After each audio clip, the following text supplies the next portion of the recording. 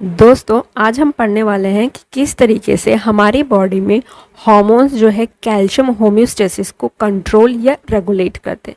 तो चलिए करते हैं शुरुआत। जैसा कि हमने प्रीवियस वीडियो में देखा था कि हमारी बॉडी में एंडोक्राइन और एक्सोक्राइन ग्लैंड्स प्रेजेंट होते हैं, ठीक है। तो यहाँ पे हम हार्मोन्स की बात कर रहे हैं, हार्मोनल कंट्रोल की बात कर रहे हैं, तो विच मीन्स यहाँ पे एंडोक्राइन ग्लैंड्स जो है इन्वॉल्व होंगे। तो कैल्शियम होम्योस्टेसिस को कंट्रोल करने के लिए जनरली दो तरह के एंडोक्राइन ग्लैंड्स इन्वॉल्व होते हैं। एक होता है हमारा थायराइड ग्लैंड एंड दूसरा होता है हमारा पैराथायराइड ग्लैंड, ठीक है। तो जो थायराइड ग्लैंड होता है वो कैल्सीटोनिन हार्मोन को रिलीज करता है, वहीं पे जो पैराथायराइड ग्लैंड होता है वो पैराथायराइड हार्मोन को रिलीज करता है, ठीक है। एंड कैल्सीटोनिन और पैराथायराइड हार्मोन ये दोनों मिलके हमारे कैल्शियम होम्योस्टेसिस को कंट्रोल करते हैं हमारी बॉडी में। ये दोनों हार्मोन मिलके ही हमारी बॉडी में कैल्शियम होम्योस्टेसिस को मेंटेन करते हैं। तो देखते हैं किस तरीके से करते हैं। देखो अब क्या होता है कि हमारी बॉडी में कैल्शियम प्रेजेंट है तो ऑब्वियसली वो एक पर्टिकुलर उसका सेट पॉइंट होगा या पर्टिकुलर रेंज होगी कि किस रेंज में हमारी बॉडी में या ब्लड में कैल्शियम जो है प्रेजेंट है।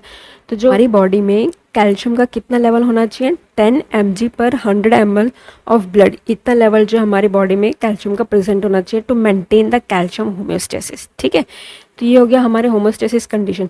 अब क्या होता है, दो तरह की सिचुएशंस जो है अराइज हो सकती है। पहली सिचुएशन क्या कि हमारा जो कैल्शियम लेवल है वो जो हमारे जो नॉर्मल रेंज है इससे एक्सीड कर रहा है, एक कंडीशन तो ये हो सकती है। दूसरी कंडीशन क्या हो सकती है कि जो हमारी बॉडी में कैल्शियम लेवल जो है नॉर्मल रेंज से ड्रॉप हो रहा है ना। ये दो केसेस हो सकते हैं। पहला कि जो कैल्शियम है वो नॉर्मल रेंज से बढ़ रहा है, या दूसरा केस क्या हो सकता है कि कैल्शियम जो है हमारा जो नॉर्मल रेंज है उससे घट रहा है या रिड्यूस हो रहा है। तो इन दोनों ही कंडीशंस को कंट्रोल करने के लिए, रेगुलेट करने के लिए हमारे ये हार्मोन्स जो है इन्वॉल्व होते हैं। ये हमारे हार्मोन्स जो है अपना रोल प्ले करते हैं। तो किस तरीके से करते हैं देखो। सबसे पहले हम पहले केस की बात कर लेते हैं जहाँ पे हमारा कैल्शियम लेवल जो है नॉर्मल रेंज से इंक्रीज हो रहा है। पहला केस क्या हमारा कि कैल्शियम लेवल जो है ब्लड में नॉर्मल रेंज से इंक्रीज हो रहा है, ठीक है।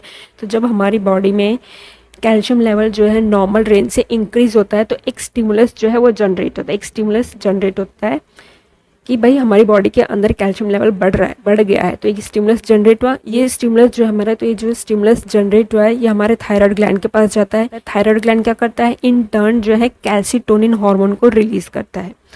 जैसे ही स्टिमुलस जो है थायराइड ग्लैंड को मिला, थायराइड ग्लैंड ने क्या किया, कैल्सीटोनिन हार्मोन को ब्लड स्ट्रीम में रिलीज कर दिया, ठीक है। अब क्या करेगा कैल्सीटोनिन, क्या करेगा, बोन्स को स्टिमुलेट करेगा या उनको सिग्नल देगा कि तुम जितना हो सके ब्लड में से कैल्शियम का अपटेक करके स्टोर कर लो, अपटेक करके उसका डिपोजिशन कर लो अपने अंदर, ठीक है। दूसरा क्या है, कैल्सीटोनिन हार्मोन जो है किडनी को स्टिमुलेट करेगा। किडनी को क्या स्टिमुलेट करेगा, देखो किडनी में जनरली हमारा क्या होता है, जो ब्लड है वो फिल्टर आउट होता है, विच मीन्स कि ब्लड के अंदर जो भी कोई न्यूट्रिएंट्स या एलिमेंट्स वगैरह एक्सेस में प्रेजेंट है या जो भी वेस्ट प्रोडक्ट है वो उसका रिमूवल होता है, ठीक है। तो ये और फिर वहाँ से ब्लड जो हमारा फिल्टर आउट होकर वापस से बॉडी के अंदर सप्लाई कर दिया जाता है, ठीक है। तो ऐसे में क्या करेगा, जो कैल्सीटोनिन है वो किडनी को स्टिमुलेट करेगा कि फिल्ट्रेशन के टाइम पे वो कैल्शियम के अपटेक को रिड्यूस कर दें। कैल्सीटोनिन जो है किडनी को स्टिमुलेट करेगा कि फिल्ट्रेशन की भाई तू फिल्ट्रेशन के टाइम पे कैल्शियम के अपटेक को रिड्यूस कर दे, कम कर दे, ठीक है। ज़्यादा उसका अपटेक या रीअब्जॉर्प्शन मत कर, ठीक है, कम कर, जितना कम हो सके उतना कर, ठीक है। तो ऐसे करने से क्या हो जाएगा, जो हमारी बॉडी ब्लड में जो कैल्शियम लेवल इंक्रीज हो रहा था वो वापस से डिक्लाइन होकर नॉर्मल सेट पॉइंट या नॉर्मल रेंज पे आ जाएगा, ठीक है।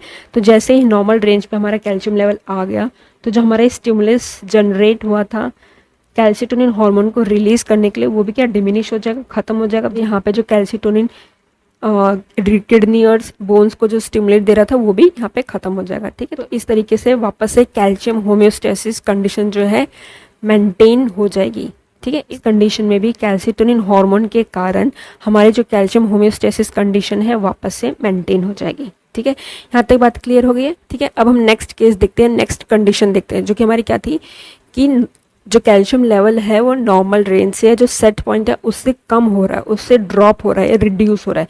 तो उस केस में क्या होता है, तो अगेन यहाँ पे एक स्टिमुलस जो है जनरेट होगा।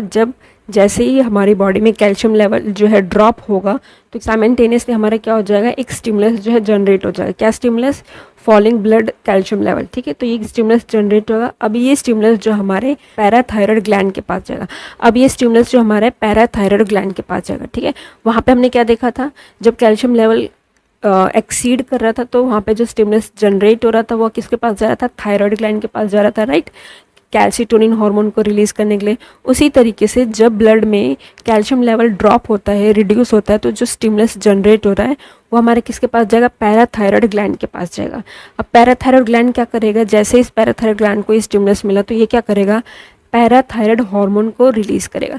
जैसे ही पैराथायरॉयड ग्लैंड को स्टिमुलस मिला तो ये क्या करेगा, पैराथायरॉयड हार्मोन को ब्लड स्ट्रीम में रिलीज कर देगा, ठीक है। थायराइड हार्मोन जो है बोन्स को स्टिमुलेट करेगा या उनको सिग्नल देगा कि भाई जो तुम लोगों ने कैल्शियम को स्टोर करके रखा है उसको ब्लड में रिलीज कर दो, क्योंकि ब्लड में कैल्शियम की कमी हो रही है, ठीक है।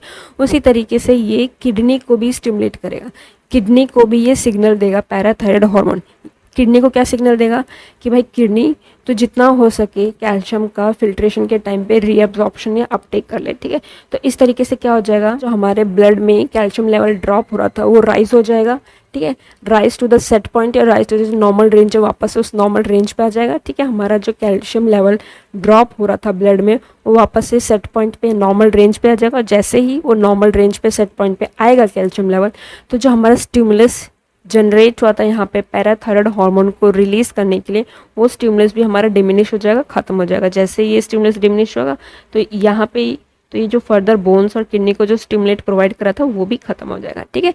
तो इस तरीके से इस केस में भी या इस कंडीशन में भी हमारा जो पैराथायरॉयड हार्मोन है कैल्शियम होम्योस्टेसिस को कंट्रोल या मेंटेन कर लेता है, ठीक है।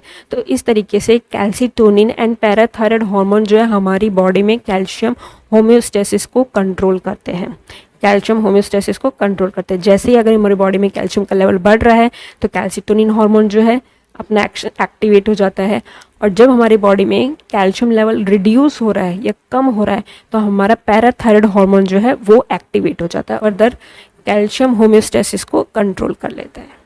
अब देखो आगे क्या होता है, जब हमारी बॉडी में हाइपोपैराथायरॉयडिज्म कंडीशन होती है, जब हमारी बॉडी में हाइपोपैराथायरॉयडिज्म कंडीशन होती है, ये क्या होता है, हाइपो मतलब कम, पैराथायरॉयडिज्म, ठीक है। तो विच मीन्स कि जब हमारी बॉडी में जो पैराथायरॉयड हार्मोन है उसका सिक्रेशन कम हो जाता है, जब हमारी बॉडी में पैराथायरॉयड हार्मोन का सिक्रेशन कम होता है तो उसके कारण से एक कंडीशन कॉज होती है जिसे हम बोलते हैं टिटनी, ठीक है।